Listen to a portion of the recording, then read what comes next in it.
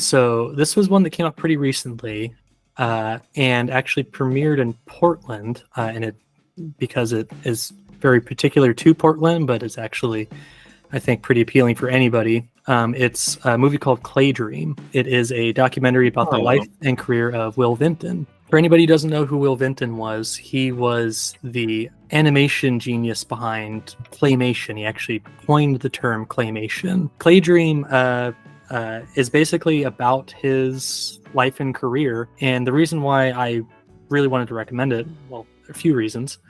One being, if you're a fan of animation, then you're probably aware of Will Vinton, and you're also aware that a lot of his films are really hard to find in good quality. The documentary is kind of this incredible assemblage of some really incredibly rare and amazing animation pieces. Tons of California Raisins commercials, which he was famous for doing. More experimental, abstract things that he was working on. I think it pretty much shows almost in its entirety the claymation short film that he won the Academy Award for. It's obviously a glimpse behind the curtain. You get to see a lot of that process, a lot of the people that he'd hired and the team that he built out. His studio was based out of Portland, Oregon, or I think technically like Hillsborough or something like that, but basically Portland, Oregon. It's actually, I think, one of the best movies I've seen about marketing yourself as an artist and the kinds of challenges that one has to overcome in trying to create a product but also maintain artistic integrity.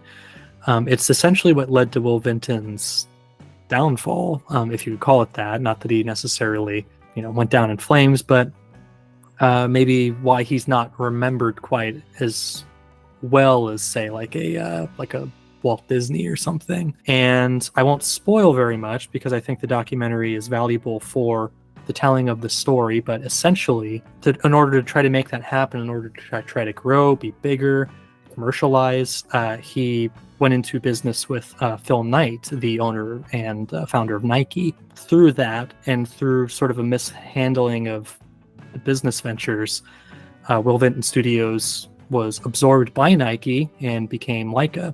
If you don't know the story, I think it's incredibly interesting and revealing, and I love, full disclaimer, I absolutely adore Leica, and they are still continue to do fantastic work, but I think seeing Claydream is kind of a eye-opening film in terms of seeing how something like Leica exists because of this kind of conglomeration and takeover and this sort of compromising of Will Vinton's vision. It's not really like mudslinging at anybody. It's not really saying like you should dislike them because they did. It's quite neutral. It's just kind of telling the facts as they are. And honestly, Will Vinton seemed to have made his peace with it before he died. Just on the note of giving Will Vinton a few more shout outs too. I think what is it called? The Life and Times of Mark Twain? Is that what it is? Yeah, The Adventures of Mark Twain. The Adventures of Mark Twain. Yeah, that one, I think a section of it went viral a little while back, a sequence set in hell.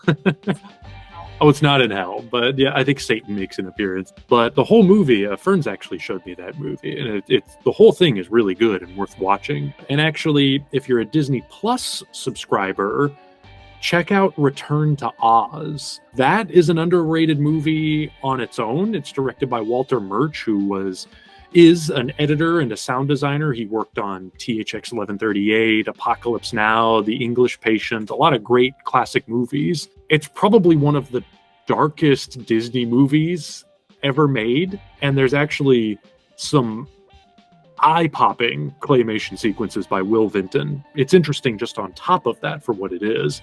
Worth watching for many reasons, but if you need one, it's for the Will Vinton sequences, just to see those. Anything Will Vinton is bound to be interesting. Watch California Raisins ads compilations. Like, those are great too.